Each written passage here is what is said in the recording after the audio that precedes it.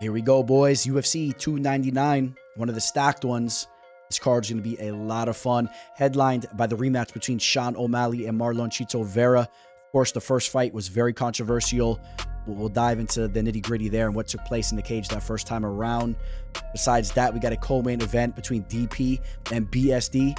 That fight has blood written all over the walls in regards to that match there. MVP, Michael Venom Page, makes his UFC debut. He's going to handle my lightweight. He'll be taking on Kevin Holland. Kevin Holland was recently in my DMs once again. I'll let you guys know what he was talking about as we get into that fight.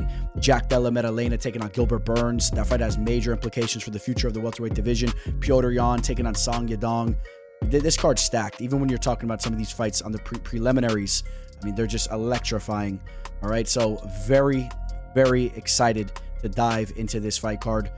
What else can we say real quick? You know, I got to let you guys know, you guys got to take a 3-second inhale, hold it for 3 seconds, and then exhale for 3 seconds, because you guys got to just slow your roll a little bit. A lot of you guys are just a little worked up for this fight card, and I want you guys to chill out as we dive into it, and I'll do that with you guys now, because the coffee is hitting over here, man. Whew. All right, guys, before we jump into the first fight, please like this video if you guys can, man. Please, I'm just gonna sit here and wait. You hitting that like button? All right, there we go. Thank you, guys. It means a lot to me. Subscribe if you guys have not subscribed to the channel already. And I will let you know that I'm going to have a massive amount of units on this fight card. I'm letting you guys know that right now. I'm going to have a massive amount of units. This is going to be one of the biggest events of the year. All right, so as long as you guys understand that we're slamming this event, if you want to roll with me, reach out to me. I got all my information scrolling below. And we've been absolutely killing it. All right, I guess that's all we could say. And we're going to jump right into the first fight, which is a light heavyweight bout between Philipe Lins and Ian Cutelaba. Welcome to the show. This is the MMA fortune teller. Yeah.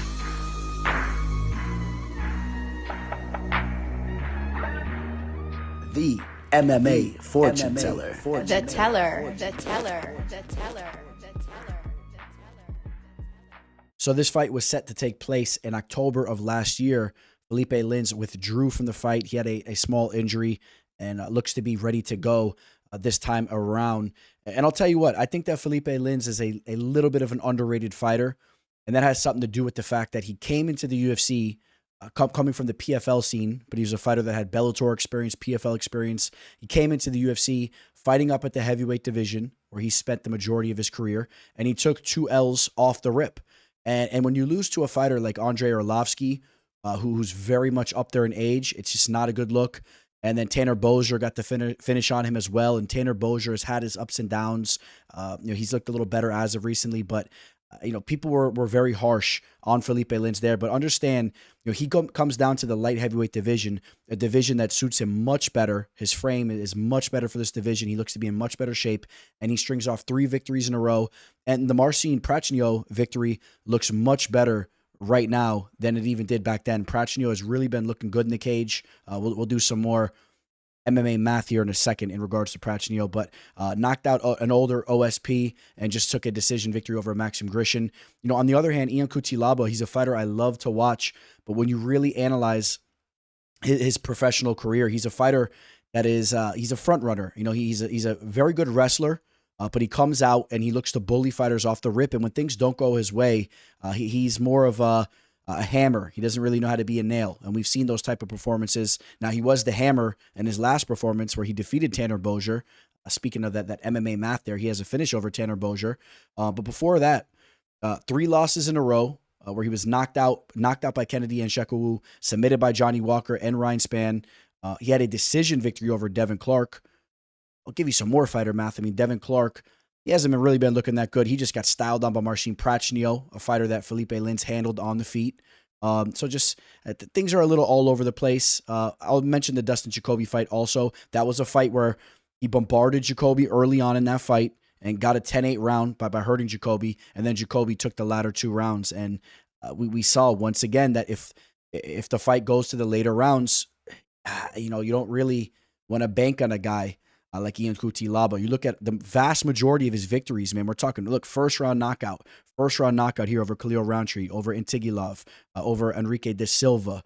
All right. You don't see a lot of victories that are going to a decision. It was the Devin Clark fight, and if you remember, he was hanging on for dear life that entire fight, pushing Clark up against the cage, not doing a lot of damage. Look, the Tanner Bozier, a first-round knockout victory. So you know what? I am definitely feeling that Ian Cutelaba needs to get an early finish in this fight, or I think there's a very strong possibility that Felipe Lins takes this fight over. Felipe Lins has looked good later in fights. As the fights progress, he's a guy that can outpoint you. He has a 3-inch reach advantage here. He has a very long frame for the division, 78-inch wingspan. And he has good boxing skills. He's a well-rounded fighter. And he's a fighter that has posted a 100% takedown defensive rate in the octagon so far. Okay? Now, he hasn't fought the best of grapplers, but still, this is a guy that has not been easy to take down. And if Cutelaba struggles to get him down to the mat, I just don't know, especially with the game is going these days, I don't know if the ref is going to allow Cutelaba just to continue to push him up against the cage and be hanging on those legs. And I don't know if that's going to be enough to solidify these rounds. It's all about damage. And if Felipe Lins can just throw some elbows there as he's up against the cage, if he could break off, land a couple shots, I think he could snatch those rounds up. And then there's the always very realistic possibility that Felipe Lins can get him out of there. Out of 17 of Felipe Lins' victories, he has finished 9 of them. All right, 9 of those 17. What's that? A little bit over half, or a little less than half of his victories have been way of finish. More via knockouts, 3 subs compared to the 6 knockouts. But the point is that Cutelaba, when you take a look at his losses, as we just mentioned, that three-fight losing skid he was on, all by way of finish. The Magomed Ankalaev fight, he realistically was finished. Yes, he was finished in both of those, even though one of them was kind of an early stoppage. He was on his way to getting finished in that fight as well. The Glover Teixeira fight, you have to go all the way back to 2016, where he was really styled on by Jared Cannonier. That was the Jared Cannonier that was up in weight. He came in with the sunglasses and whatnot, and he styled on Cutelaba in that fight. So you have to go all the way back to 2016, where Cutelaba lost a fight via decision. So yes, it's very realistic that Felipe Lins can get him out of there. Now check this out. We were able to see this line marinate the tail end of last year. Felipe Lins opened up in September as a plus 110 underdog. We saw action come in on him. He actually dipped down to a minus 125. He was a slight favorite for a brief moment in time, but then the action came back in on Cutelaba, and Felipe Lins went all the way back up to a plus 112. So all in all, there was slight movement, very minuscule movement coming in on Cutelaba. And I think the reason why you see that line going back and forth is just, it depends what tape you're watching on Cutelaba. It really depends what version you think you're going to get from him. Okay, I mean, like I said, he's either a bully in there, or he's a guy that really doesn't know how to be bullied. He doesn't know how to take it. So I think there's more value on Felipe Lins, and I'm going to be picking Felipe Lins to get the victory here. Now, it's tough to say how this fight's going to go, and I want to let you guys know right now, as I'm filming this, we don't have a lot of available props, and I'm probably going to put another video up where we're going to dive into props for each fight. But as we move forward to some of these other fights, we're going to see what available props are for these fights. As you guys know, that's something that I want to talk a lot more about when we analyze the betting odds on these matchups.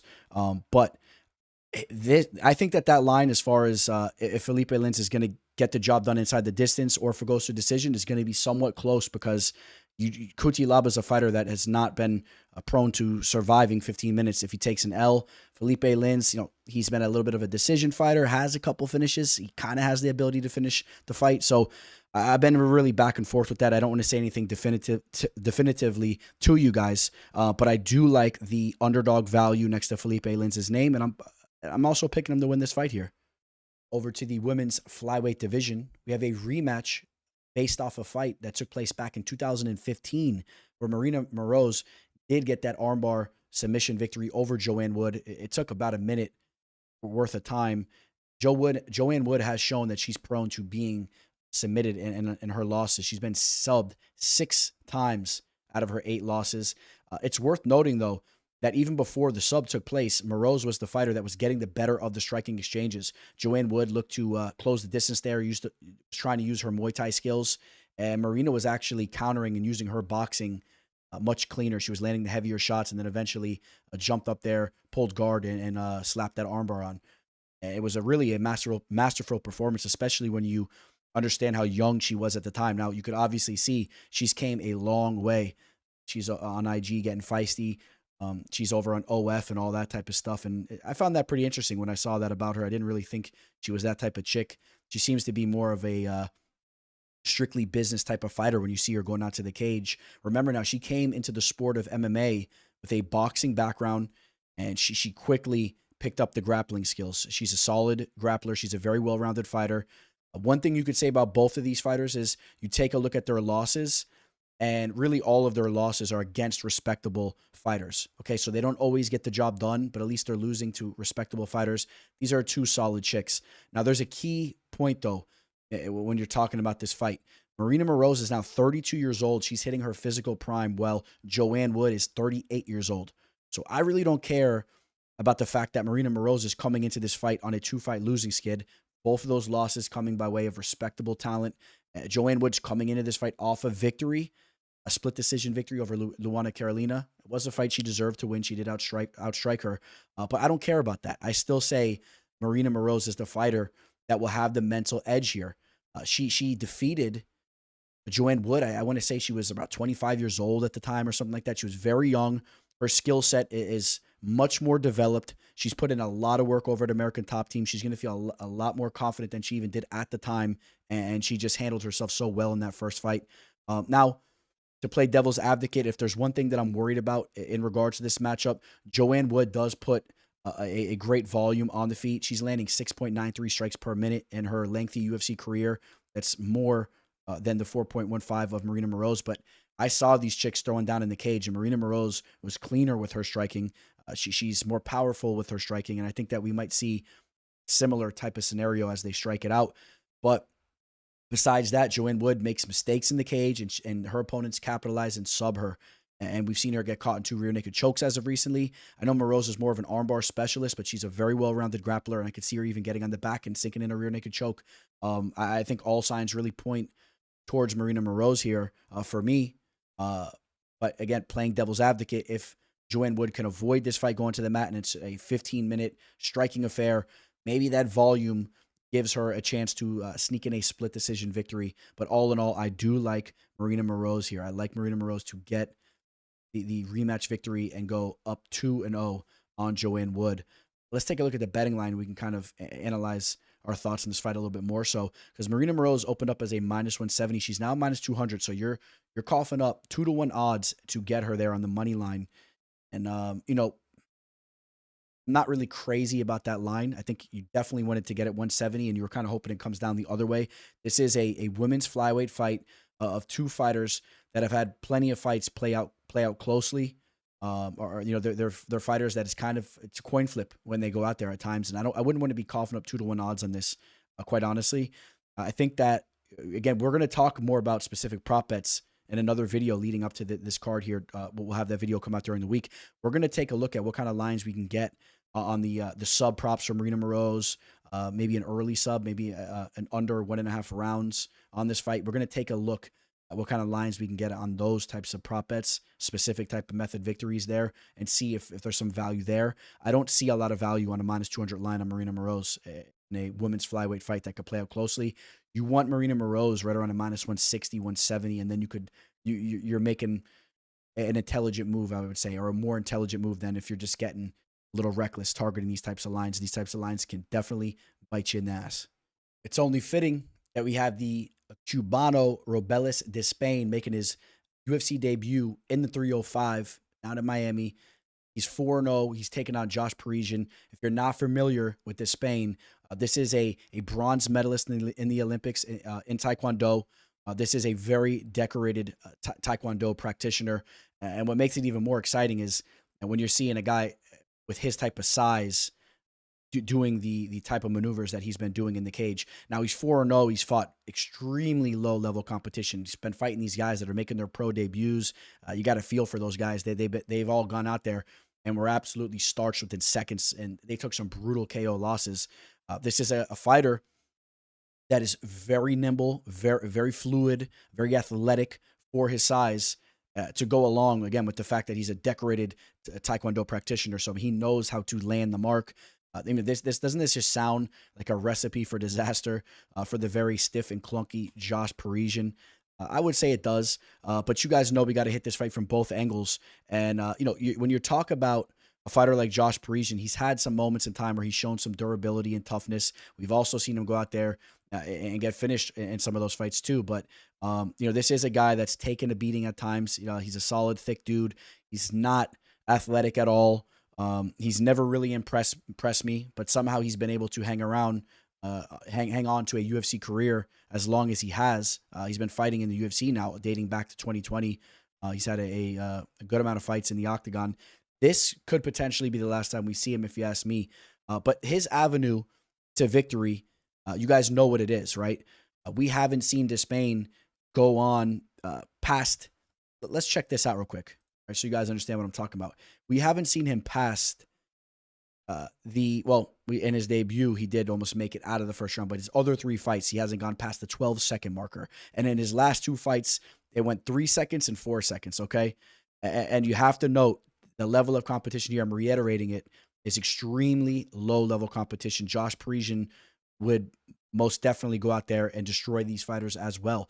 Now, if Josh Parisian can withstand the early onslaught from Robelis, you have to be a little bit worried of how Despaigne's going to look in this fight when it's in the second and third rounds. If Josh Parisian's hanging on him and using some grappling skills, not that he's really ever been that good with going that route, right? I mean, I've just never really been that impressed with Josh Parisian. I don't know. Again, I feel Despaigne's going to go out here and land the mark and put him out. That's how I feel about this fight.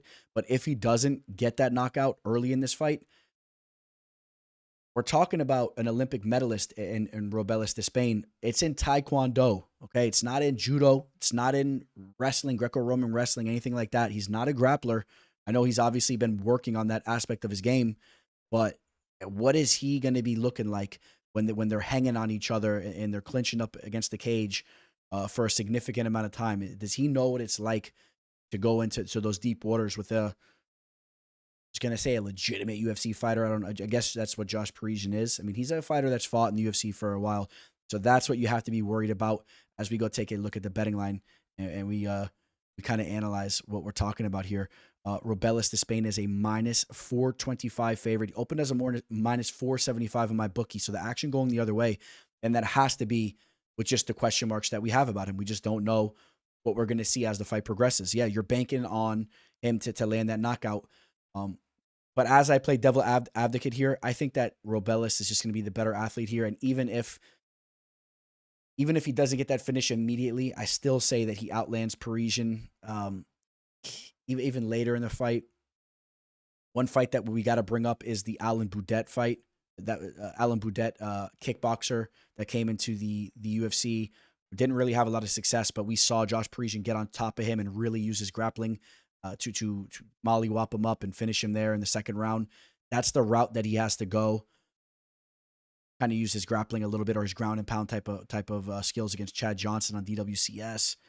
Rock Martinez, he put him to a decision. There's just really not a lot to talk about in regards to Parisian, and it's worth noting he just got submitted in the first round by Martin Budet, got picked apart by Jamal Pogues, got knocked out by Dontel Mays, lost the decision to Porker Porter. It's pretty atrocious. But we checked off all boxes. I warned you guys, if you're taking Despaigne, you might be extremely frustrated as this fight enters the third round. There is that possibility if you throw him in a 2-team parlay or something like that. Maybe you want to see, you know what? I say maybe you want to see how he performs and then target him in the future. But I'll tell you what, I don't think you're going to get to see enough of him because I do think he lands that KO in the first round. I think he gets that first round finish. So we really won't get to see enough of him to know how he's going to perform in the later rounds. It'll have to be against somebody else. I got Robelis Despaigne getting a first-round knockout. This guy, go check his highlights. Go to YouTube and go look at his highlight reel. This guy charges across the cage and throws heavy head kicks. And this guy will jump in the air and just completely starch you with the head kick. That's like the equivalent of being smacked by a giant plank of wood, just whapping the plank of wood and cracking you against the side of your head. Did I also mention, before we go on to the next fight, dude has an 87-inch wingspan. Okay, he has an 8-inch reach advantage over Josh Parisian, who has a respectable 79-inch wingspan. Crazy. This guy is he is a freak athlete, but needs to show more things to us. He's been training over in Orlando with guys like Alex Nicholson and a couple of those other recognizable faces over in Orlando. So here he is. See what he's about Saturday night. What a matchup we got going on here. Michel Pereira taking on Michał Oleksiejczuk. Fight taking place in the middleweight division. Both these fighters coming off phenomenal performances. If you remember, Michał had that finish over Chidi Njokuani. Now, his fight went to the later of the first round, and we saw him go through some adversity. I thought that was a solid performance from him. Once again, showing that he's durable, has a granite chin, and that he's just willing to go to war. And he's a phenomenal boxer as well. That's one thing I've always noticed about him. Fighting out of the southpaw stance, I've always been very high in his boxing skills. Now, Pereira, on the other hand, he's just a phenomenal striker, extremely fluid in there with his movement. He's hard to corner. He's hard to really close in, and that could be an issue here for Oleksiejczuk. I mean, Oleksiejczuk will be charging forward, but I think we're going to see a little bit of Pereira being the matador in there with his footwork, and he's going to set up some nasty strikes. Talking about the recent performances, we got to mention what he just did to Andre Petroski. Now, Petroski did take that fight on short notice, but Pereira gets him out of there within a minute's time and just brutally finishes him up there. For that, he went to war with Santiago Ponzinibbio. So Pereira showing that he's a durable fighter as well, that's willing to bite down on the mouthpiece and go to war. And that's kind of what I'm expecting to see in this fight here. Okay, I'll kind of give you guys a sneak peek. I'm leaning towards this fight going to a decision. I'll kind of point why that is here in a second. You know, you take a look. Michał Oleksiejczuk has been a fighter that's been very durable throughout his career. This is a guy that has 26 professional fights. He's only been knocked out in one of them, and that was a long time ago, okay? That was before he even made it to the UFC. He's never been finished via strikes inside the octagon. He's a fighter that has shown to be vulnerable to being subbed, as we saw him just recently submitted by Caio Bahilo. But Michel Pereira isn't a fighter that really intimidates me too much with his grappling. I know that he has some grappling in his back pocket, but both of these fighters are fighters that are willing to entertain a striking affair. And I think that's just what it's going to be here. I think these guys are going to strike it out. Now, of course, when you have two high-level strikers duking it out, it only takes one shot to end the fight. Both of these fighters have shown to be durable, and I think that this goes 15 minutes, and I think it's just a very fun fight. I think that it's a war. I think we're going to see some of these guys get hurt at points in time in the fight, but they dig deep and they go to that final bell. You know, and when we talk about that type of fight taking place, I lean towards Pereira's way for the sheer fact of what we talked about earlier. He's just a little bit of a better athlete. He has better movement in there, and I think that he'll be able to work in some cleaner shots. Well, Oleksiejczuk is going to be bombarding him and coming forward. I think he'll be countered a little bit. Now, Oleksiejczuk will have his moments. He'll land some nice shots as well, but as we go to the judges' scorecards, I think that those cleaner counter shots that have the crowd kind of roaring are going to be the difference in those rounds. Even before Oleksiejczuk got his finish against Chidi Njokuani was landing some clean strikes, some nasty step-in knees, some nice kicks, and the crowd was getting loud in that fight as well. And I think that Pereira can do something similar there, and it will lean towards him solidifying those rounds. Now, I don't say it with an overwhelming amount of confidence because I have a great deal of respect for what Oleksiejczuk's been doing in the octagon. Remember, he used to fight in the light heavyweight division. And I always used to think back then, I'm like, this guy should be fighting in the middleweight division. He was always an undersized light heavyweight fighter, but he held his own up in that division. You know, he had some big time victories up in the light heavyweight division. If you guys remember, you know, defeated guys like Modestas Bukauskas, took out the Dagestani Shamil, Gamzatov, not the most recognizable name. Went out there, starched Antigulov. Now Antigulov was defeated by everybody, but knocked out Gene Vellante. He also outstruck Khalil Roundtree, 76-52. Significant strikes were landing at a much higher rate of 58.46% compared to the 28.89%. He really went out there and handled Khalil Roundtree. Now, unfortunately, he did test positive for an estrogen blocker. He was suspended for a year after that fight. But that was a while ago. It hasn't had any more hiccups with any type of drug testing situations. And Oleksiejczuk is the real deal. Went to a decision with Dustin Jacoby, knocked out Sam Alvey, knocked out Cody Brundage, knocked out Chidi Njokuani as of recently. So this fight should be a fun one. Let's take a look at the money line. Michel Pereira opened up on my bookie at a minus 160. He's now a minus 145 line. So the action coming in on Oleksiejczuk, that made more sense as far as I'm concerned. That made a lot more sense that the action would come in on Oleksiejczuk, because I think that Michel Pereira shouldn't be a minus 160 favorite in this spot. Now, I think you can argue a minus 145 tag next to his name it's reasonable. If you want to pull the trigger there, I think it's reasonable. That's kind of where I cap this fight. I think he should be like a minus 145, minus 140 favorite. Oleksiejczuk should be somewhere right around a plus 115 or something like that. He should be the slight dog, and right at that line where it probably is going to settle. I still will lean towards pulling the trigger on a Michel Pereira. That's just the route I'm going to go. I wouldn't even target the dog value on Oleksiejczuk, even though he's plenty live here. My gut just tells me that Michel's going to be moving a little bit more fluid in there with his footwork, and is going to win a decision here. That's the route I'm going in. We'll talk more about this betting line in regards to what kind of prop bets we see in on this fight, and we'll see what kind of line is going to be next to Pereira's name to win this fight via decision. Those are things we will be diving into later in the week. Can you guys please do me a solid and go slide over to your Instagram app and search in MMA fortune teller _ and go follow me. I'm putting out all types of dope content for you guys there. It would really mean a lot to me, man. I'm scratching and clawing to hit that 10K follower mark. All right. IG's been giving me hell. I'd appreciate it a lot if you guys can go over there and shoot me a follow, and catch me on Twitter too. I'm on Twitter at the MMA Teller. Oof, talk about a nightmare matchup here for RDA. He's taking on Mateusz Gamrot, the number 6th ranked lightweight fighter. RDA still holding on to that number 11th ranking in the lightweight division here. But I think the writing is on the wall that the UFC is going to start to make RDA realize he's going to need to start peeking into retirement. He's 39 years old. He's coming off a very rough performance where he lost to Vicente Luque, but he got out-grappled. He really got manhandled against Vicente Luque, a fighter that's really not known for his grappling. We've seen RDA struggle in those types of fights, but it's usually against high-level grapplers, right? You guys remember what Kamaru Usman did to him, Colby Covington, Michael Chiesa, a grappling-based fighter. He had a lot of success with the grappling as well.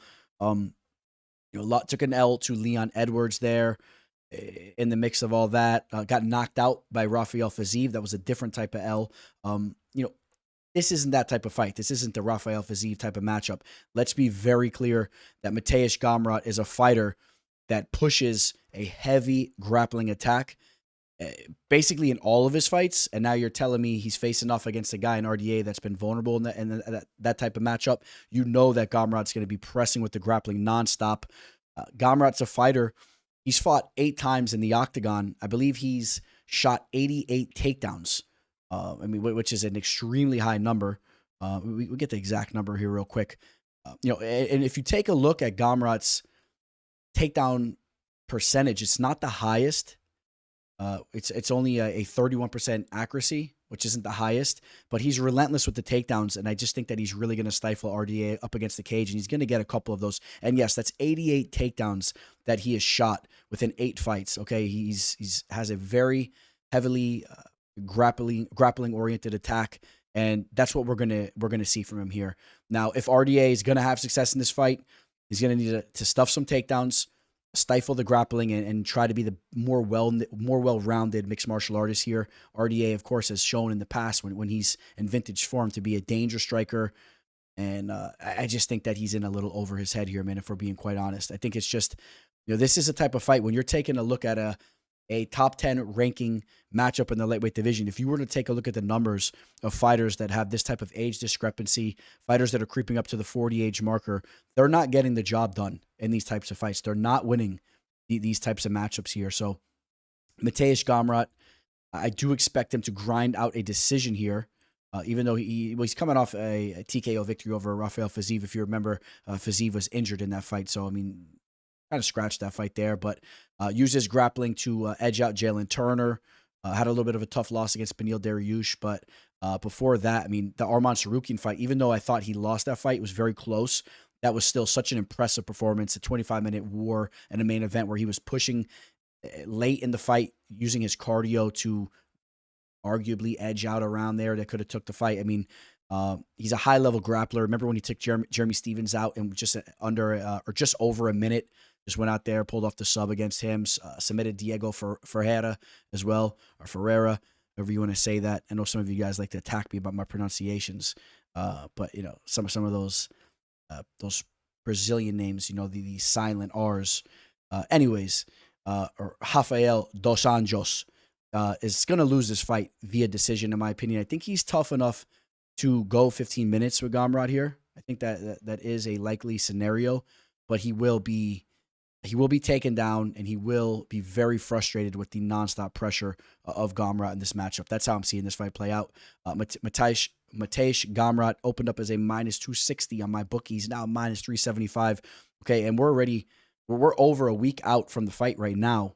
Again, we're going to talk about some specific prop bets as they start to open up, but I mean, we're seeing action come in heavily on Gamrot already, and he's already a big favorite, and it's probably going to continuously go that route. We're probably going to see Gamrot touch 450, 500. I wouldn't be surprised when people are looking at RDA, who's 39 years old and who struggled against this type of opponent. I think that's what we're going to be seeing here. You know, you would want to have thrown Gamrot in a parlay at a better line than up in the 400s. Obviously, you want to grab it at 260, you know, and somewhere in the 200s, and you're feeling much better about it. So let's see what kind of prop bets we get on this fight. I like the decision method for Mateusz Gamrot to get the job done. Absolutely superb matchmaking done here by the UFC. This is a very evenly matched fight. The UFC's had enough of giving layups to Jailton Almeida. I don't think they were that impressed with his last performance against Derek Lewis, a very lackluster performance to say the least. Now they match him up with Curtis Blaydes, the number 5th ranked heavyweight fighter, one of the best wrestlers slash grapplers in the division. Curtis Blaydes isn't going to be an easy fighter to take down. I mean, you take a look at Jailton Almeida's recent opponents since making his debut in the octagon. You know, Derek Lewis, he was able to kind of put him on his back like a turtle and control him there for 25 minutes. Jairzinho Rozenstruik, a fighter that has struggled with his grappling. Shamil Abdurakhimov knocks him out in the second round. Anton Turkalj, pork reporter. I mean, you understand that this is a big step up, especially from a grappling standpoint. So Jailton Almeida has been a fighter that's been very timid to really engage in a full mixed martial arts fight. I say he has a very high fight IQ. I don't really have a problem with what he's been doing in the cage. He's been taking the path of least resistance. There's nothing wrong with that. I like his fight IQ. He still needs to show a lot more of his striking to us, and I think that he'll impress as time progresses and we see him forced to use his striking. I think that he will impress because he's a real athlete. I think he's the real deal, but we're going to be able to see that now. We're going to see that. Curtis Blaydes, on the other hand, this is a fighter, talked about his grappling, but this is a fighter that has proven more on the feet, I think you can argue, as far as his striking goes. I mean, this is a fighter that has had some big time. He's had a big time knockout in the UFC. You really can't say that about Jailton Almeida that much, right? I mean, he went out there. Blaydes did go out there and knock out Chris Daukaus with his striking. He's shown that his boxing's looking better. In the Tom Aspinall fight, that fight only took place for 15 seconds, but you see the composure on the feet. He's willing to stand and trade on the feet with as high level of a striker as it gets in the division. Now, in his last fight, he hung around for a little bit, but eventually Sergey Pavlovich broke him down, and that's also a key point that we need to talk about going into this fight. He was just brutally TKO'd, and he took a lot of damage in that fight against Pavlovich, so he's coming into this fight. Maybe his confidence isn't as high. The chin's a little bit damaged, a little bit weakened. Jailton Almeida, on the other hand, took no damage in his last fight against Derek Lewis. We got to note that here. So how do I see this fight playing out? Jailton Almeida is going to struggle to get takedowns in this fight. I do believe that. He's going to struggle. This isn't going to be a walk in the park. This is going to be a complete mixed martial arts fight. When you have two high-level grapplers, a lot of times we see a striking affair take place, right? We've seen that time and time again, and I think that we could see that in this fight here. I don't think that Jailton Almeida is just going to entertain a slugfest. Curtis Blaydes is a lot more of a reckless fighter. He's willing to do that. He's willing to march forward and trade. I think Jailton Almeida will be a little bit more savvy with his striking, and I could see him actually edging some of those striking exchanges, and then maybe even eventually getting in on a single and maybe getting this fight down to the mat, even if Curtis Blaydes has his moments with the grappling too. I think that Jailton Almeida will probably have a little bit more sharp BJJ. Maybe we see some transitions going on and some reversals and some wild stuff going on with the grappling as well. And Jailton Almeida will just be a step ahead of Blaydes. Maybe we see Blaydes on his back, and that's not something that we've seen that often. And he might not look that good on his back. Now, to play devil's advocate, because I don't want to sit here raving about Almeida like it's going to be a walk in the park, this is going to be I don't want to say a war, but this is going to be a clash. And if Curtis Blaydes ends up getting on top of Jailton Almeida, we know that he has nasty ground and pound, and we don't know how Jailton Almeida is going to look when he's getting slugged down on the mat. So that's something you have to take into consideration as well. I will cut to the chase here, though. All in all, I like the more patient and cerebral approach that Jailton Almeida has. It makes me feel more comfortable taking him in this fight. Also, taking into consideration that Blaydes is coming off a TKO loss. He's a more weathered and damaged fighter. Blaydes has had his moments in the cage, but you take a look at his overall resume. He uses wrestling to take out Alexander Volkov, continuously pushing that route. Can't do that to Jailton Almeida. Took out an aged JDS. Justin Willis. The Alistair Overeem fight, that was an impressive finish, but an older fighter. Overeem was at the tail end of his career. Mark Hunt put a turtle on his back. Alexei Oleinik, an aged fighter. I don't know. You kind of dive into his record. It might not be as impressive. Maybe I'm being harsh on him, but it's not as impressive maybe as some of you guys think. But we know he's legit. I like Jailton Almeida here, though. I think he passes this test. And we'll see how he looks moving forward. This is a great way to see how he's going to look as a complete mixed martial artist going up against a grappler, right? I'll just reiterate that once again. Jailton Almeida opened up as a -125, a minuscule favorite. He's now -110. This line is essentially a pick'em line across the board. I've seen that pretty much across all sports books. This is a pick your poison type of affair. I think I made it clear here that I like leaning towards Almeida's side on the pick'em lines here. And I'm excited about this fight. I'm intrigued about this fight. I can't wait to see how it plays out. But give me Almeida to win this fight. Now, as far as a method of victory, I could see this fight unraveling a little bit more so than some of Almeida's other fights. And maybe Almeida drops some heavy elbows. Maybe he damages Curtis Blaydes, who's a damaged fighter right now. Curtis Blaydes has lost all 4 of his fights via KO/TKO. So he's not a fighter that really loses decisions, although that's a route that Almeida has been keen to go into as of recently. But I think that it's really hard to narrow in which way this fight's gonna finish up. But I do like Almeida getting his hand raised. If you guys are going to force me to give you a method of victory here, I'm going to say Almeida is going to get a finish.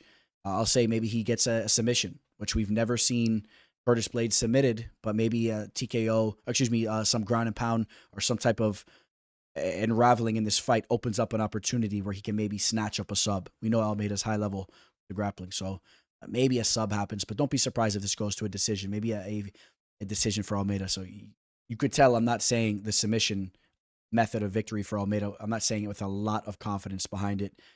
We'll talk more about the betting options for this fight in that video that will be coming to you guys later in the week. Katlyn Chookagian taking on Maycee Barber. This fight has huge implications for the future of the women's flyweight division. Katlyn Chookagian ranked 4th. Maycee Barber ranked 6th. Now, Manon Fiorot is going to be taking on Erin Blanchfield. The winner of that fight is probably going to be in the driver's seat for a title shot against Alexa Grasso. I don't really know exactly what's going on with Valentina Shevchenko. She's getting a rematch. You guys know she kind of got the bad end of the stick in that fight, at least in my opinion. I thought she won that fight. She went to a draw with Grasso. So depending on what the UFC wants to do at the top of this division, but it doesn't really matter because the winner of this fight is going to put themselves in a really solid spot to potentially just be having one more fight ahead of them and a title eliminator fight, and then they'll be fighting for the gold. So this is huge here. Now, it's crazy to think Maycee Barber's just 25 years old. She's still so young. There's so much more room for growth and development in her game, and that's a scary thing for the division. You know that Uriah Faber and Team Alpha Male have put in a lot of work into her. She's coming off one of the best performances of her career. It was really beautiful for me to watch that performance because not only was I targeting her on the money line, but I targeted her for that specific method of victory with the KO/TKO prop there. Had a lot of question marks on Amanda Ribas' striking defense. And Maycee Barber is one of the few girls that puts a lot into her strikes. She has some serious power. She hasn't been getting so many finishes as of recently. Before that last knockout victory, she was on a streak of some decision victories there against Andrea Lee, Jessica Ai, Montana De La Rosa, Miranda Maverick. But then you remember early on in her career, she really was a fight finisher. And let me just note, even in those decision victories that she's had, you could see it on tape that she's always going for the finish. She throws heavy shots out there, heavy strikes out there. So she is a powerful striker. But remember early on in her career, got Jillian Robertson out of there, got JJ Aldrich out of there due to strikes after she had a little bit of a slow start. Hannah Cyphers, Jamie Colleen on Dana White's Contender Series. So she is a fight finisher, especially in regards to women's mixed martial arts.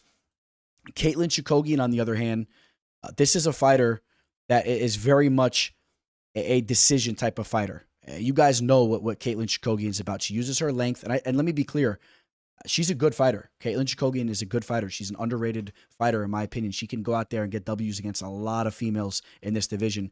But her style is not so favorable to me here in the sense that the judges are scoring damage more than ever, and Chookagian likes to strike from the outside. She's doing those little tennis screams. I was tempted to give you a little bit of a parrot of what she does here in the mic. I don't want to do it to you guys. Should I do it? I don't know if I should do it. Should I do it? Let me know. Comment below, and I'll give you guys my impression of Katlyn Chookagian. I'm not going to do it right now, but if I get enough comments below in the next video, I'll kick it off with a Katlyn Chookagian screech. All right, but you guys know what she's about, man. She's out there to outpoint you, and she's a well-rounded fighter, and that could be a little bit of an issue for Maycee Barber because she has been having a little bit of an issue falling to her back in fights, okay? A lot of people thought that Andrea Lee defeated her. In fact, the vast majority thought Andrea Lee defeated her in regards to Lee using her grappling. Amanda Ribas had Barber down on her back at points in that fight before she got the finish. Can Katlyn Chookagian maybe change levels and get on top of her and use some of her jiu-jitsu? She's very long. Maybe she could use her limbs to kind of control Barber down on the mat. That's a possibility in this fight. I want to throw that out there to you guys. You see, as far as the strikes go, both women almost identical at 4.6. Well, Maycee Barber actually absorbing much less damage at 2.72 compared to Chookagian's 4.41. And that stands out to me because it translates to the tape. Chookagian, she'll put that volume out there, but she's there to be hit at times too. I've seen her tagged up a little bit, and that could be a problem if Barber measures herself correctly and lands some of those big, heavy hooks where we might see Chookagian opened up a little bit or just inflicting that damage. It's going to look great for the judges' scorecards. So let me cut to the chase here. I do like Maycee Barber to get the job done in this fight. Got to aim towards a decision. This type of fight, a women's flyweight match. Maycee Barber, we talked about her trying to finish these fights, but Chookagian has been decently durable.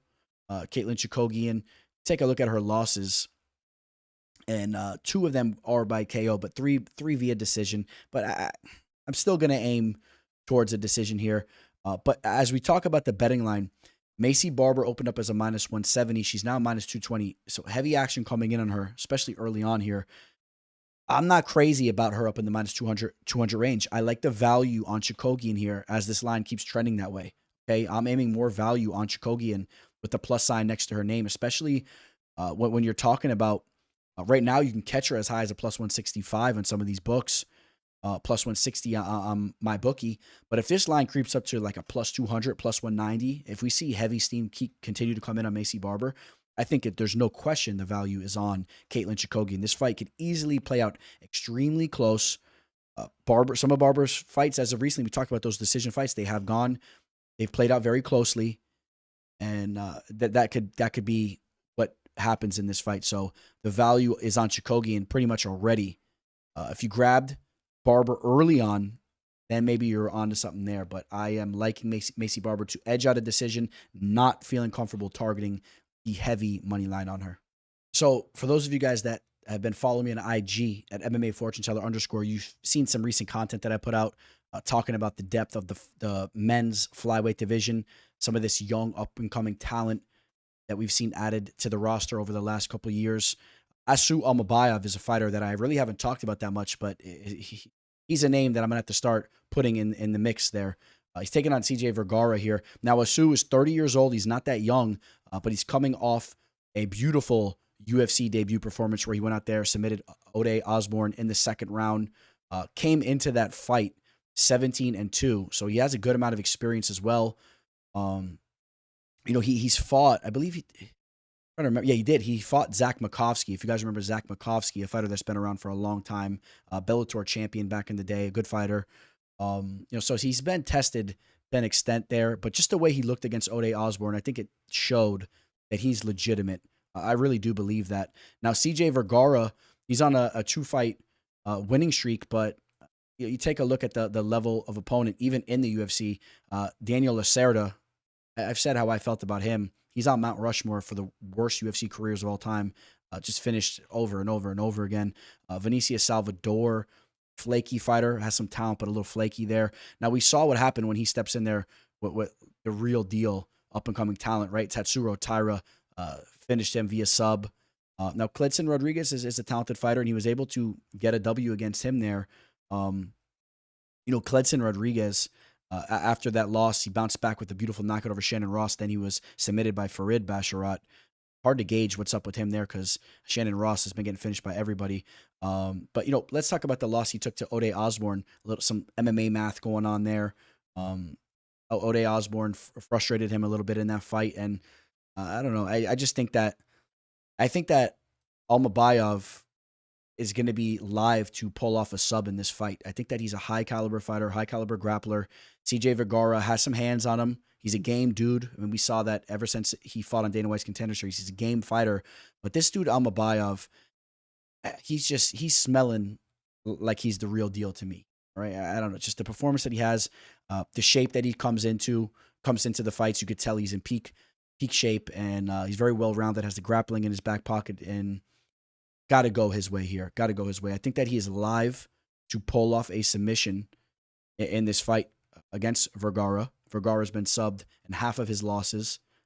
He's been game enough to go to decision in the other half, but I think Almabaev is very, very much live to pull off a sub here. Almabaev is a minus 450 favorite. He's a big-time favorite here. He opened up as a minus 400. We see the action coming his way.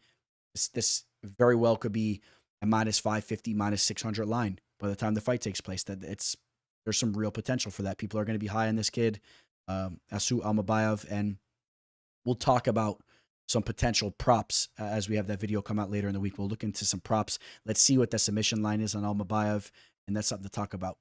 We got some major contrast going on in this matchup here, taking place in the bantamweight division. The number 12th ranked fighter in the division, Pedro Munhoz, taking on Kyler Phillips. Kyler Phillips, a fighter that could definitely have a number next to his name very soon, maybe even after this W here. Pedro Munhoz stepping into his 21st fight inside the octagon. Kyler Phillips entering his 7th fight inside the octagon. Kyler Phillips, 28 years old. Pedro Munhoz, 37 years old. I mean, these fighters are at different points in their career. There's no question about it. Pedro Munhoz he's facing father time. It is what it is. He's coming off a loss where he was outpointed by Marlon Chito Vera, fighter that's headlining this card. Kyler Phillips has been putting in some solid work as of recently. He's an extremely dynamic fighter. I mean, I love watching his striking, right? I love watching his overall game while we're at it. I mean, this is a fighter that has a jiu-jitsu background, right? He's been training jiu-jitsu from a very young age. You might have not known that when you watch tape on him because his striking is just so electrifying. He throws all these types of spinning attacks and whatnot. I just rewatched the Song Yadong fight. That's a fight that he actually won. He has one of the rare victories in the cage over a fighter in Song Yadong. He doesn't lose often. Now, that fight took place 3 years ago. At the time, Kyler Phillips was 25 years old. Song Yadong was very young at the time, even younger than Kyler. But when you watch that fight, and even I remember watching that fight as it was taking place live, you could tell that both of those fighters are just, they're hitting on different cylinders. And we knew that the future was very bright for both of these fighters. And we'll be talking about Song here in a little bit as well. These fighters move lightning quick. They are the new breed of MMA. And that's not to say that Pedro Munhoz isn't a very well-rounded fighter that does a lot of good things. He has a nasty guillotine. He's a fighter that's never been finished, never been knocked out, never been subbed. Has a couple finishes in his own right, 9 finishes out of his 20 victories, a couple knockouts, mostly subs, as we talked about. But the more I dive into this fight, if this fight was taking place a couple years back, I think Pedro Munhoz could have potentially capitalized on an opportunity here to get a W, just using his gamemanship and his experience. We've seen Phillips have some growing pains, but he was young at the time.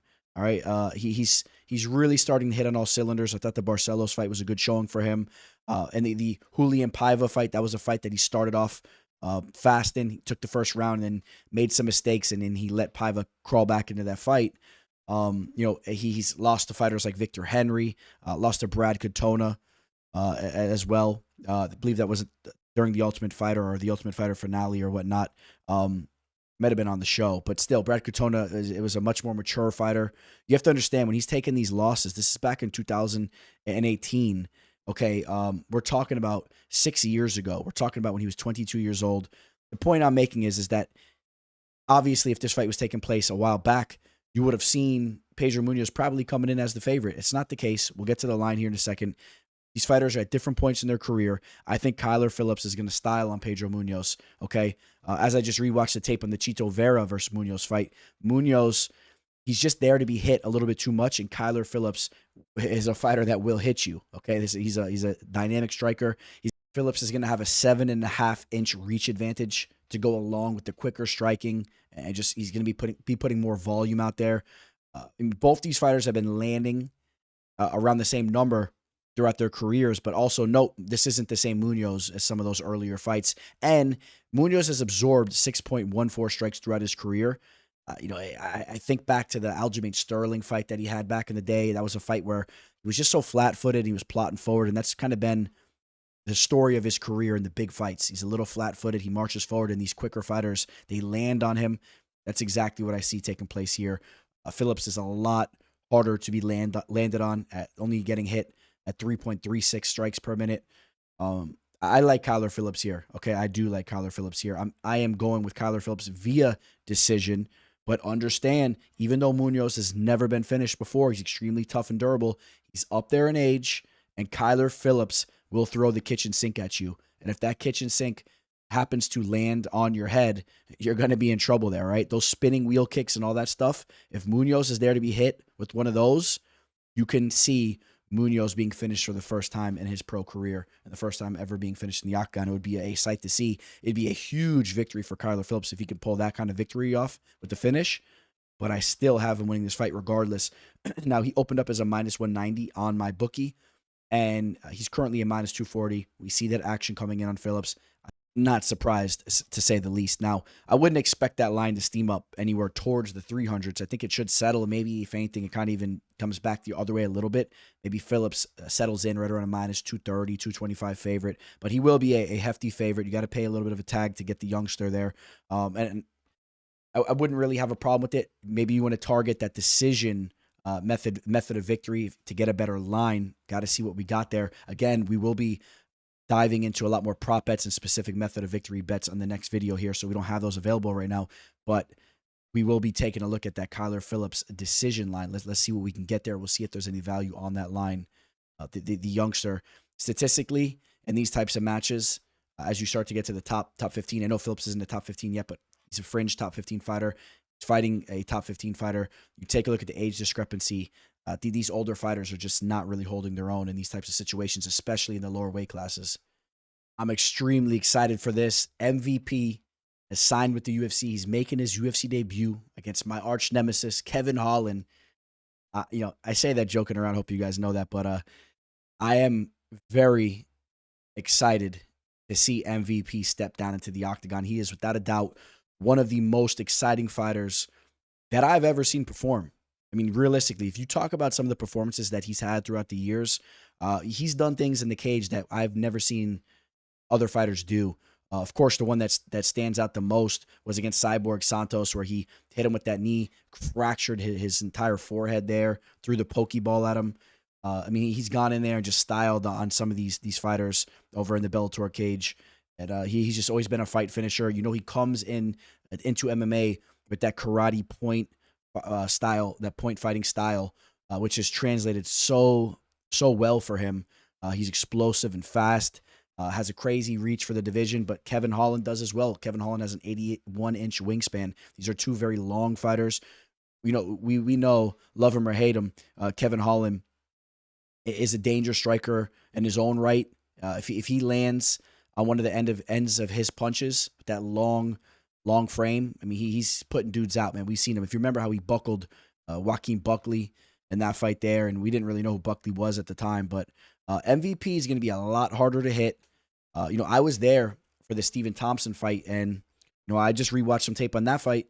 I was trying to find myself in the crowd there, but that was a fight, man, that was not a good look for Holland. I understand Holland had chances to get on top of Thompson. Everybody really raved about that, and he let him up. I think people kind of oversold that. At the end of the day, Stephen Thompson was completely outstriking him, and I think that MVP is a more dangerous striker, at least compared to what Stephen Thompson is at this point in time, or even was at that point in time when they fought, which wasn't that long ago. I think MVP is a better striker, and I think he's a more dangerous striker, and I think he's going to get the better of the striking exchanges against Holland.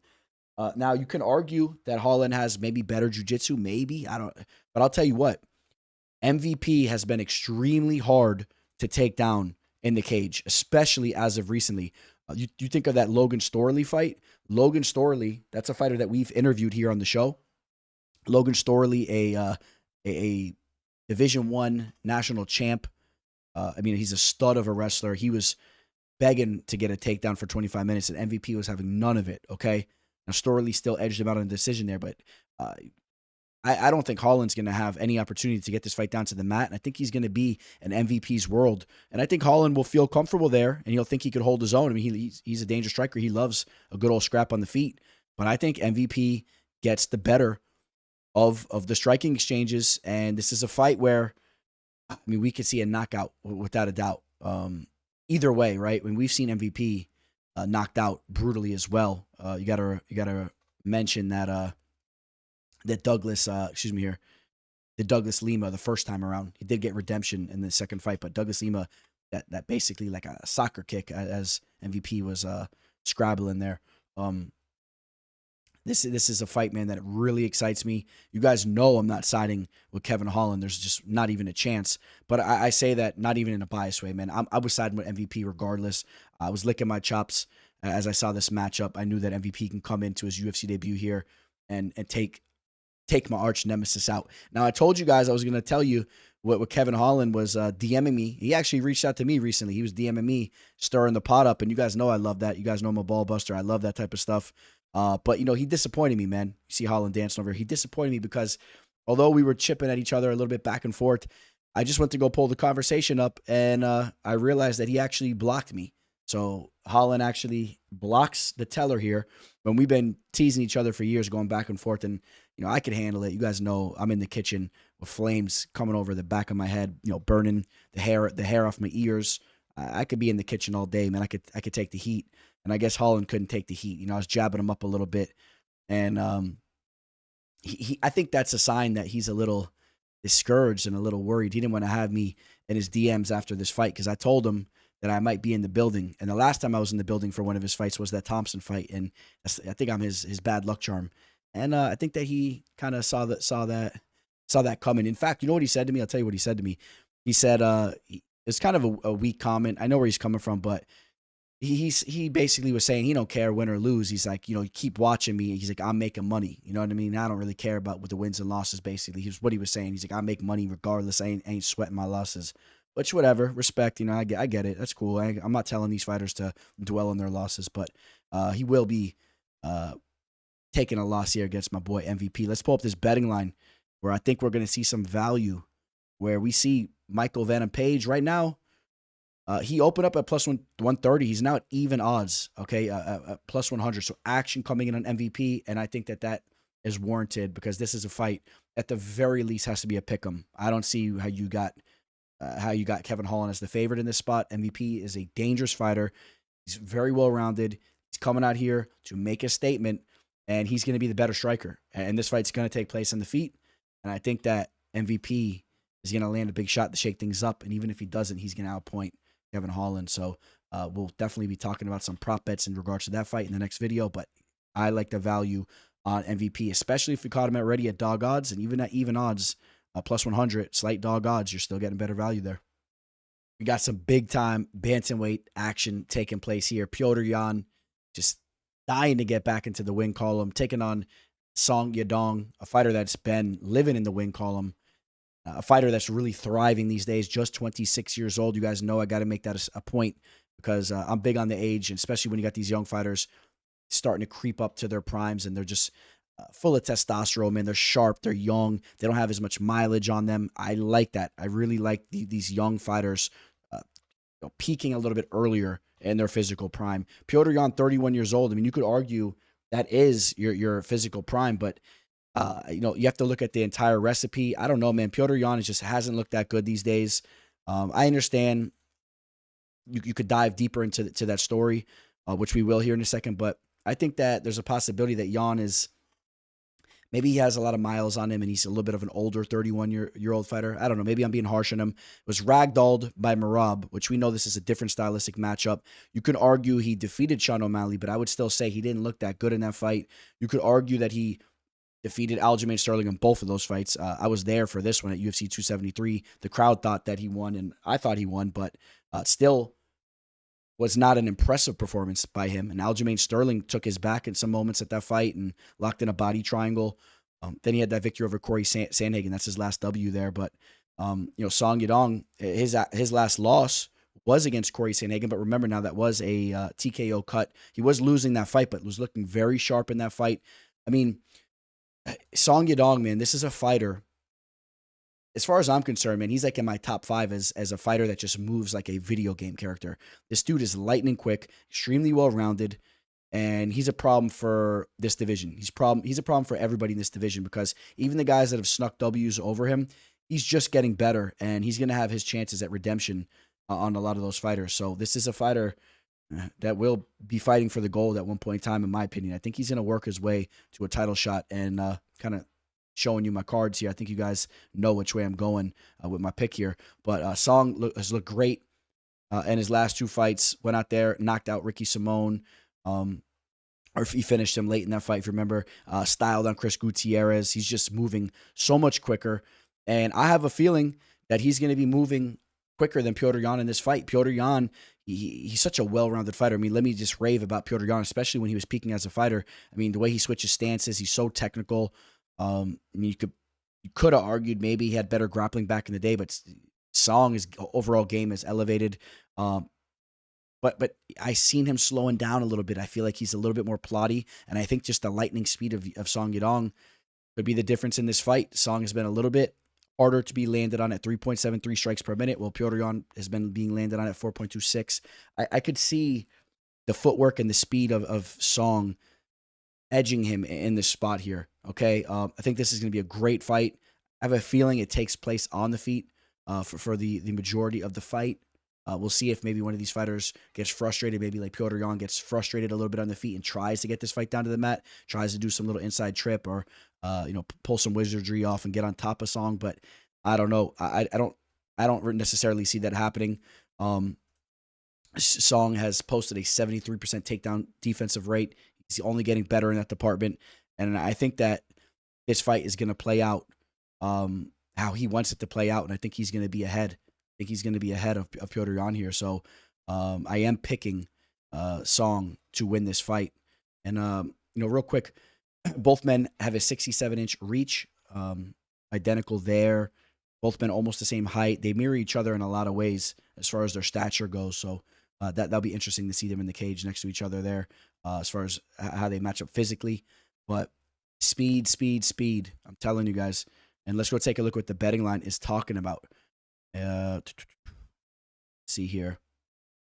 Here we go. So, yep, Song is going to be the underdog. He opened up as a plus 130. He's now a plus 110. Now, this line, very similar to the MVP line.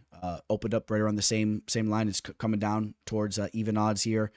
Interesting because I feel the value, again, is on the dog, and the line's trending that way as well. So we'll monitor that line. I wouldn't be surprised if this fight completely swings the other way, or at least goes to a pick'em line, and maybe even Song ends up being a slight favorite. I'm interested to see how this line moves, but I was a little surprised actually to see that Piotr Jan, he opened up as a minus 160 on my bookie. I was surprised to see that. I don't see him being a minus 160 over Song Yadong right now. So that's how I'm feeling on the money line, and we'll talk more about some specific prop bets in that next video. But I like Song Yadong to win a unanimous decision. So I just talked about how Song is in my top 5 for fighters that move like a video game character. Well, I think you could throw Jack Della Maddalena up in the mix there too. I mean, this dude's striking is one of the nastiest in the game right now. Okay, I've been seeing a lot of fighters or a lot of fans putting together their top 5 boxers list in the sport of MMA. I don't know. You got to throw Jack Della Maddalena up in the mix there. I mean, this dude is technical. He is nasty.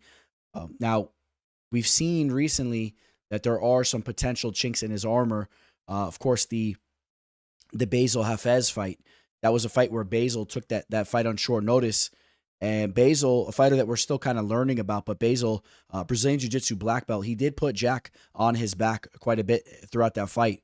But as soon as Jack gets up to his feet, I mean, the amount of damage that he strung off is ridiculous. I mean, this is a fighter that really looks to inflict damage on you.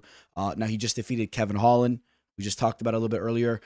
That fight was a split decision victory for him. That was one of those atrocious judging scores where a judge actually had the nerve to give that fight to Kevin Holland. I'm not saying it was a complete blowout. It wasn't a shutout. But the fact that a judge could have tried to give Kevin Holland the W there when it's all said and done was disgusting because Kevin Holland lost that fight. And I promise you guys, I'm not saying that in a biased manner. He lost that fight. So Jack Della Maddalena, to go out there and outstrike Kevin Holland, you guys know Kevin Holland is a nasty striker. It just, once again, shows you the level that he's on. Pulled off a sub against Randy Brown, knocked out Danny Roberts, knocked out Ramazan Ameev, knocked out Pete Rodriguez. Now, the fight that he had on Dana White's Contender Series against Ange Lusa, who we know Lusa is a solid fighter. Okay, that was really his come-out party right off the rip because I already knew who Ange Lusa was at the time. He's a fighter that really surrounded himself with some of the top fighters in the game down in South Florida. And people were high on Ange. And when Jack Della Maddalena went out there and styled on him and got the contract, we knew he was the real deal. Just 27 years old, a lot of room for growth. I'll have a 2-inch reach advantage to go along with the better striking here. Gilbert Burns can hold his own on the feet, but we've seen him broken down on the feet against Kamaru Usman, right? Kamaru Usman's jab broke him down in that fight. He's a well-rounded fighter, but of course, his strength is his jiu-jitsu. He's a wizard. Back in the day, Gilbert Burns was known as Vitor Belfort's little prodigy, and he was coming in with that Brazilian jiu-jitsu background, but was sharpening up his striking. And obviously, he's came a long way. He's now 37 years old. It's kind of crazy how fast time flies. I remember when he was making his UFC debut.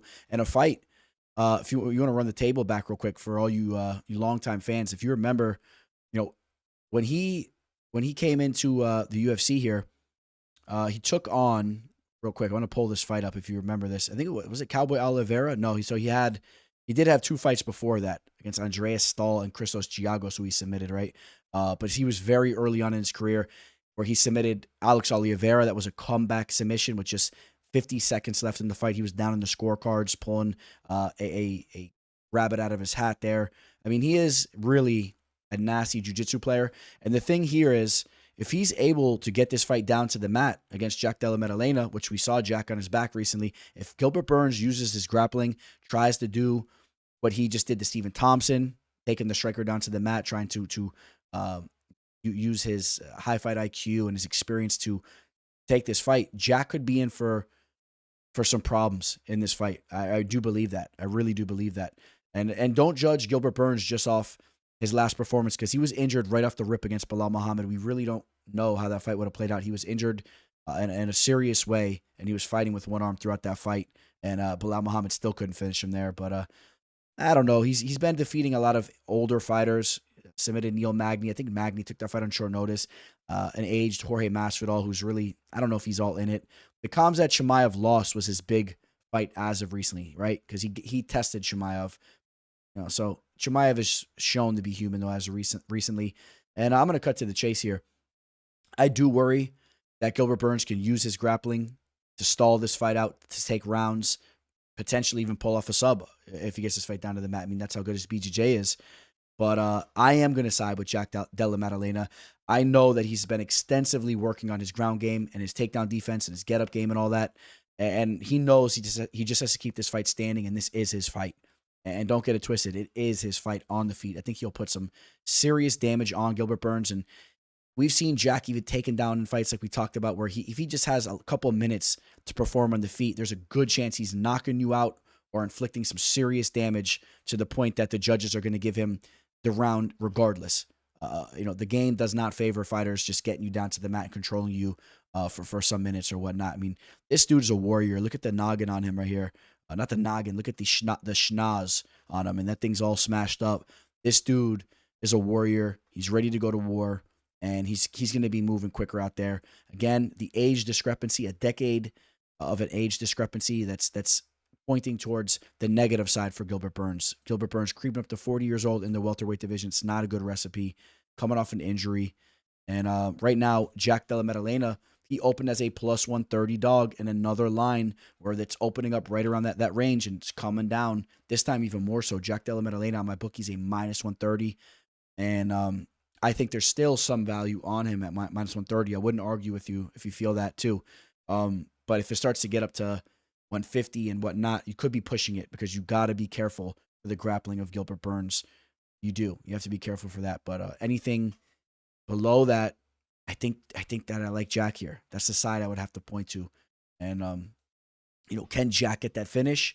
11 knockouts out of his 16 victories.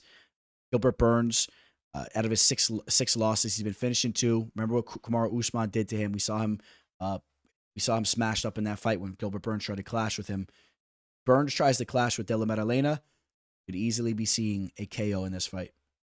Hey, you guys, I'm over on Bovada.lv. I'll tell you what, I just did a degenerate play. I just slammed the Milwaukee Bucks, and I'll tell you what, it's I'm filming this Friday night. They're taking on the Chicago Bulls. I caught them at minus 160.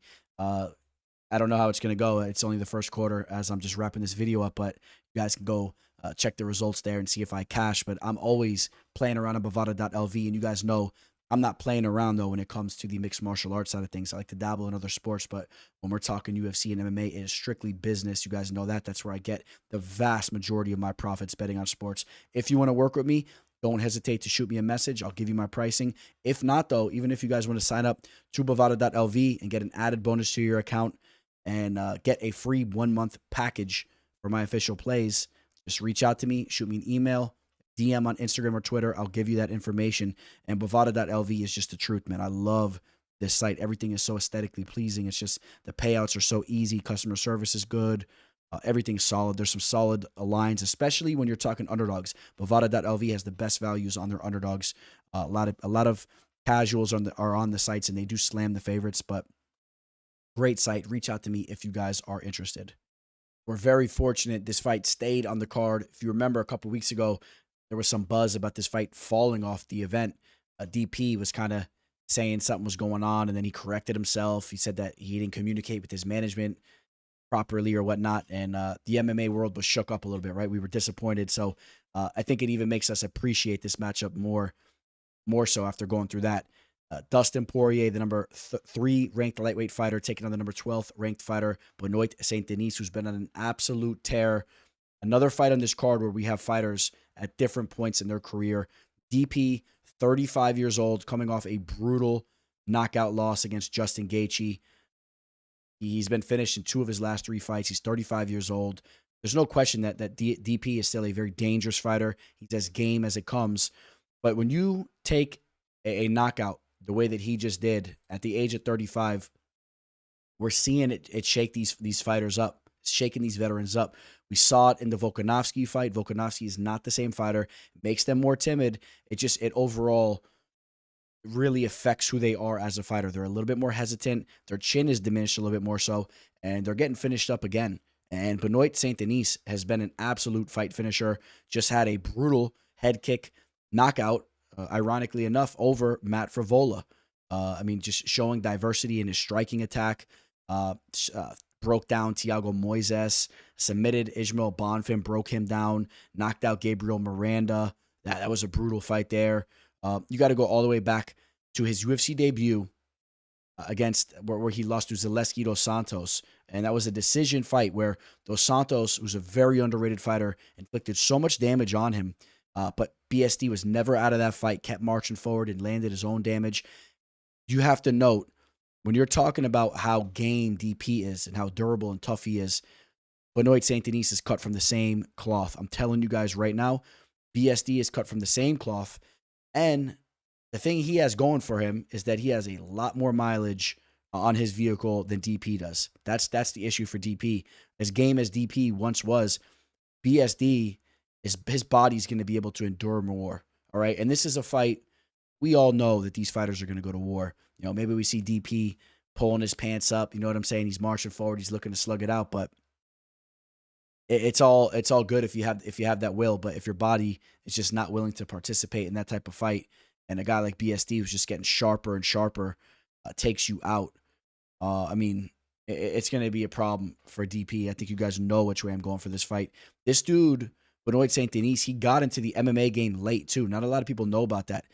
He's a special forces military police type of dude, or a special force police guy over in France. And, but big time respect to him for whatever he does over there. I don't know the exact details, but I know he's like a special force kind of guy. He's obviously cut from a different cloth. And look at him with Tim Kennedy, right? These guys are two of the same, if you know what I'm saying. And big respect to BSD. I think that this guy, the way that he's excelled in the game so quickly, it's impressive. You know, he has 14, 15 professional fights. And DP's been around a lot longer than him. DP's a fighter I used to watch back when he was in the WEC, down in the featherweight division. He was a skinny little kid, little pea head, as Conor McGregor used to call him. But, I mean, I used to watch him way before that, all right, way before they fought in the UFC. You guys know I'm an OG fan. I was a huge WEC fan, and I remember Dustin Poirier very well from back in the day. DP, he was one of the prodigies under Tim Crater. If you remember Tim Crater, former UFC fighter back in the day, obviously, DP went big time on him and left Louisiana, came down to the American Top Team. It was all very interesting, right? Because around the time I was very intrigued to see how far DP was going to push his career. He started training at American Top Team right down the street from my house. I remember they were showing these pre-hype videos of him. This, of course, is when he was in the WEC. She had a couple fights over there, and then I caught wind of him from then. But when the UFC signed the WEC, they took him in. And I remember these little pre-hype videos for some of his early fights in the octagon where he was jogging on the side of the street right by my house, on the sidewalk, like a mile or two down the street, from where I was living at the time. So it was all pretty cool. I ended up bumping into him actually at a regional fight once before. I have that picture. I posted it on IG before. It was right before he went out to take that L against Khabib Nurmagomedov, and I bumped into him and I told him, "You're gonna give him hell, man. Let's go." I got a dope picture with him, and he was in game time mode. He really wasn't looking to chop it up that much. He was strictly business. But real quick, just if you think back to the WEC days, which I just had that picture of him up there. Only had a couple fights in the WEC, but I mean, I caught wind of him right away. Took that L against Danny Castillo, Team Alpha Male member, and then he had the victory over Zach Middlewright. Got that knockout victory that stood out to me, and then got a victory over Josh Grisby, which Josh Grisby was the champion over in the WEC. He was a flake of a fighter. People were high on him. He was coming out of Boston, and DP took him out there in the UFC. So, we just seen a nice lengthy career from Dustin Poirier, and as a historian of the sport, I consider myself an historian, a huge fan of the old school fights. I just wanted to mention some of that, especially to some of you new timers who don't really know what DP was about back then. But let me cut to the chase here. I have Benoit Saint-Denis getting the finish over DP. I think these fighters are going to clash, and I don't think that DP is going to hold up, man. This guy, Saint-Denis, is coming for these fighters' souls. He's coming for that finish. And he has finished every single one of his victories, whether it's via sub or knockout. I obviously feel the knockout is the more realistic route, but we've seen DP submitted before. He's obviously an ace of a jiu-jitsu player, but especially in the MMA world, in the cage, his jiu-jitsu is phenomenal. But if he gets hurt really bad, you never know if Saint-Denis can lock up a sub on him. All right, so BSD opens up as a -145 favorite. He's now -170, so you see that action coming in on him. The masses are in agreement with me here on this BSD pick. The action's coming in on him. People just have question marks on how DP is going to look after that knockout finish, and people are running the tape back on BSD's recent performances, and they are impressed, right? The finish is the way to go. We'll be talking about some prop bets for sure in regards to this fight, and let's see what kind of lines are out there and if it's worth it to jump on some of these inside the distance or under type props. Hey, you guys, as mentioned earlier in the show, I am going to be slamming this event. If you guys want to work with me for my official plays, do not hesitate to reach out to me. I will give you my pricing. I'm telling you guys, this is going to be one of the biggest events of the year, and we're coming in super hot. We've been cashing in on these past events. Look at my face there in the middle. What's up with that one? The Cali palm trees behind me. I don't know what's going on over here. See it right there. What's going on with that? All right, here we go. We got the bantamweight championship of the world on the line. Sean O'Malley looking for sweet redemption over Marlon Chito Vera. You guys remember how that first fight played out? Sean O'Malley got TKO'd.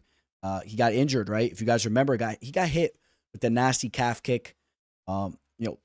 We've heard some experts speculate on really what happened in the cage because, excuse me, if I'm off with any of the pronunciations or whatnot, but I've been reading up on this, and I remember, of course, when it happened at the time. But Sean O'Malley was dealing with some Liz Frank injuries in his foot that led to some stability issues, and some experts believe when he got hit with that calf kick, like the mixture of that whole thing really just shut his leg off. Maybe we're looking too much into it. Maybe it was just a solid and nasty calf kick that just shut his leg off, which you need to give full credit to Chito Vera. I think regardless, you got to give him credit for that leg kick that he landed that shook that fight up.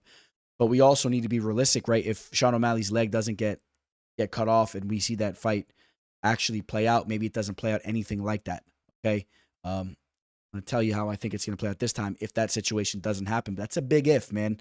Sean O'Malley is a fighter that has had some durability issues in the cage throughout his professional career. And I'll tell you guys a funny story. For some of you guys that have heard it before, I'll make it quick, but for those of you that are newer to the channel over the last couple of years, you probably haven't heard it. It was pretty funny. Real quick, if you remember the Sean O'Malley versus Andre Sukumtat fight, which was, if you think about that, that was only Sean O'Malley's second fight after being signed from the Dana White's Contender Series show. Andre Sukumtat was down on the scorecards. Sean O'Malley was up rounds 1 and 2. Andre Sukumtat hurts Sean O'Malley, or Sean O'Malley gets injured in that fight. All Andre has to do is stand up, and that fight probably would have been stopped. He could have just teed off on him a little bit. Sean O'Malley couldn't even stand up. Maybe the fight is stopped. But Andre Sukumtat makes some of the worst fight IQ decisions we've ever seen in the cage, and Sean O'Malley wins a decision after he just holds on while Sukumtat sits in his guard while O'Malley's completely injured. It was a horrible decision by Sukumtat. Well, anyways, just real quick, I'll tell you a funny story. I go to this beach in Delray Beach, this little local beach. I had my backpack. I had some brewskis probably in the cooler backpack. Had my little left-handed cigarette ready to vibe out. And I see Andre Sukumtat down on the beach. And, after chilling for a little bit, he was there with his wife, over there with his wife, good looking, and had a beautiful family, had some kids with him and whatnot. And I went down to say what's up to him, and who would have knew? This was way back in the day, man, when I first started my channel, my IG, and he actually knew who I was. He goes, "Oh, I know who you are." He goes, "You're the MMA fortune teller. You picked against me. You picked red against me." I used to do this thing where I do yellow, orange, red when I would do my box picks in IG. I don't do that anymore, but I picked severely against him that he had no shot. And to be honest, Montel Jackson mopped the floor of him, and I was actually accurate with my pick there. But anyways, that was just an interesting story, man, bumping into a fighter like that. But Andre was a good dude, and I took a picture with him. I have that picture. Maybe I'll post it on the IG. If anybody wants to see that, let me know. But it's kind of comical, just a weird situation. But anyways, we've seen Sean O'Malley's body kind of wilted in the cage before, and I'm gonna tell you what, I think that Marlon Chito Vera's real chance to win this fight is to try to break Sean O'Malley's body down again. He needs to slam those calf kicks, try to chop those legs off, because I think that if these guys go tit for tat, if Marlon doesn't hit him with like a head kick knockout, of course the knockout's always available too, something like that, or maybe a sub, but he needs a fight finishing situation because I do not see Marlon keeping up with him as this fight goes to the judges' scorecards. Sean O'Malley is way more active, landing 7.25 strikes per minute. He's super accurate. His striking is dynamic as hell. The footwork, he's lightning quick. He's a different type of striker. And Marlon Chito Vera, especially as of recently in his last couple of fights, has been he has very low output. Okay, he's a fighter that waits to land that big counter shot. Um, it works for him sometimes. We saw it against Rob Font, where Rob Font was landing like crazy on him, but then Chito would tag him with that one big shot at the end of every round. I mean, I think Marlon has to land a big time fight-ending shot in this fight. Otherwise, I think Sean O'Malley is going to get redemption here. I think he's going to style on Chito Vera. He's going to outpoint him. It's going to be easy for the judges to lean towards his way after each round. That's just what I see happening here. Sean O'Malley is obviously the best version of himself. He's 29 years old. He's physically developed a lot. I know he's involved a lot more physical fitness into his regimen, which was a great idea. He used to be very scrawny. He's put on some muscle mass. This dude moves like very few do in the sport of MMA. He's going to have a 1.5-inch reach advantage.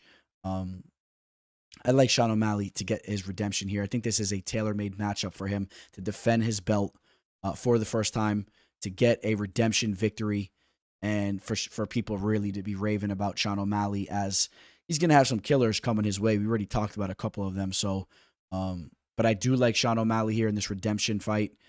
And we take a look at the betting line. Sean O'Malley opened up as a -210, touched -180. Now he's at -240. So we've seen some big action coming in on him throughout the month of February. February 1st, he was a -180.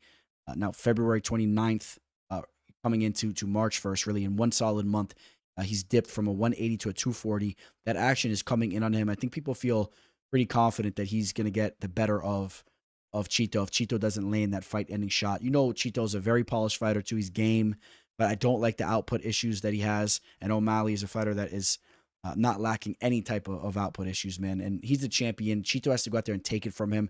He's a household name, is O'Malley, and it's going to be hard to snatch the belt from him. And I like Sean O'Malley to win.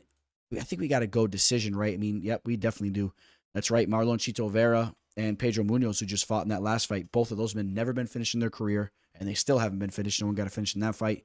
And Marlon Vera was a little bit of a slow starter in that fight as well, but he hit his groove. But Sean O'Malley is not Pedro Munhoz. So give me Sean O'Malley.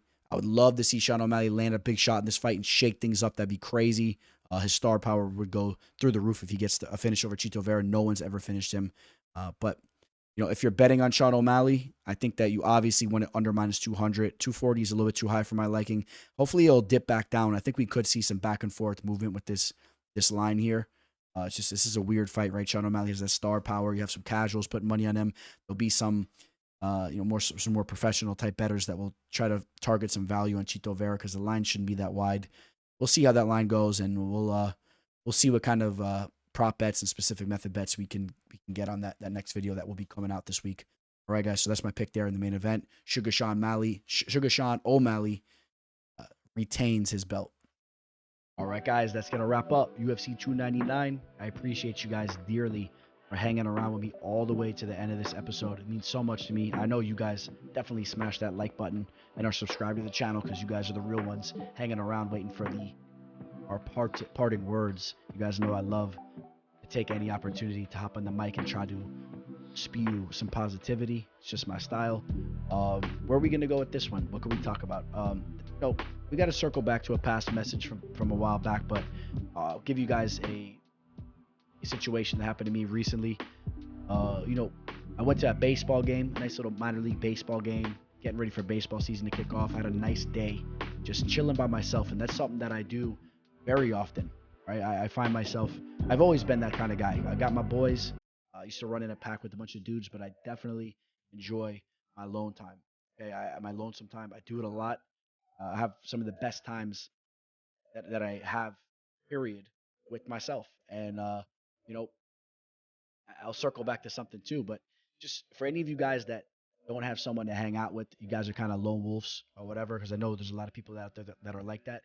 Enjoy your time and understand that maybe you're lucky that you're by yourself, right? Because sometimes it's nice to have friends or whatnot, but sometimes you're around people that are toxic, people that bring you down, and even if there's good people around you, sometimes it's just nice to have that relaxing atmosphere of just being in your own thoughts and just enjoying life. So don't ever get down on yourself, and don't ever hesitate to do things when you don't have people to do them with. All right, I've never been like that, man. Sometimes for me, it's to a point where people think I'm almost strange at times. They find out things that I do by myself, and I see people kind of raising their eyebrows. Dude, I've driven across states to go to UFC events by myself. I've gone to UFC events by myself. And one of you guys showed me a video, which if anyone wants to see it, you could die laughing about it. But right before a fight, they're cutting into the crowd, and there's a video of me. I was on the telecast. Someone sent it to me, and I pulled that video up. It's hilarious. But that was an event that I drove all the way to by myself. Probably snuck some liquor into the event, but let alone I was running to the bar too. But I had a fat drink in my hand, and I was just screaming in the camera as it circled back to the fight. And I was doing all that by myself. I do all types of stuff by myself, and it's not a bad thing. So anyone that's in those situations, go enjoy your own time and do everything that you want to do. Just stay safe, stay prepared. Obviously, when you're out running around by yourself, make sure you're ready to defend yourself. Make sure you have only, well, you can't. Yeah, I guess you have one pair of eyes. You have two eyeballs that can kind of watch yourself and watch your surroundings. So it's not as safe as rolling with the crew where people look around what's going on. So you do need to be a little bit more aware of your surroundings, especially if you're going to like clubs and bars. Just be careful. The world's a crazy place. Be careful who's out preying on people. You don't want Jeffrey Dahmer bumping into you at the bar, dropping something in your drink or something. Just, you know what I'm saying? Just don't hesitate to live your life, man. Don't sit inside all the time. Don't be in a cage. Enjoy your life. All right, guys, that's what I'll leave. We're going to talk a little bit about some other stuff too, but I don't want to go on too much here. But I think we hit a solid point and a solid talking point. And actually, I never really talked about that. I was going to talk about something else, and that was just an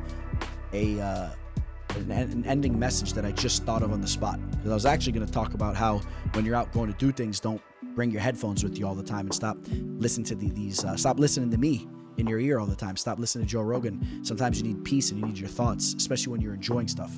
I was going to say, when I went to this baseball event, I was going to bring my AirPods, and I said, you know what, let me not bring that. I don't need to have this stuff in my ear when I'm out and about. I need to breathe the air in, smell the roses, enjoy life, and not have people screaming in my ears nonstop.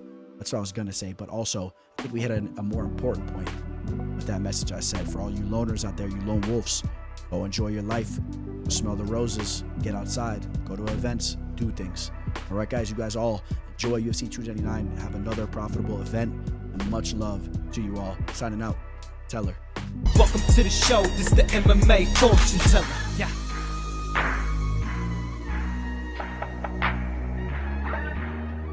The MMA fortune teller. The teller.